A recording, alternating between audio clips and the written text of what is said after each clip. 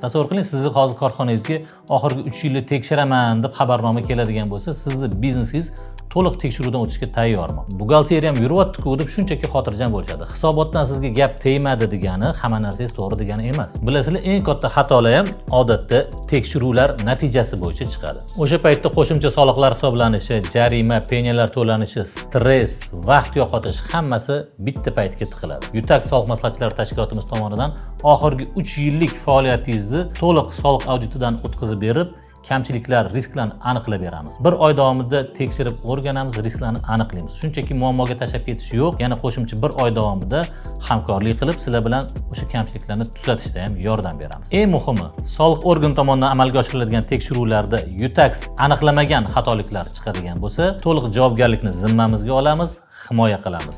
Hattoki sudlarda bo'lsa ham. Agar siz ham soliq organini tekshiruvi kelguncha xotirjamlikka erishmoqchi bo'lsangiz, havolaga o'tib soliq auditi xizmatimiz haqida batafsil tanishib olsangiz bo'ladi.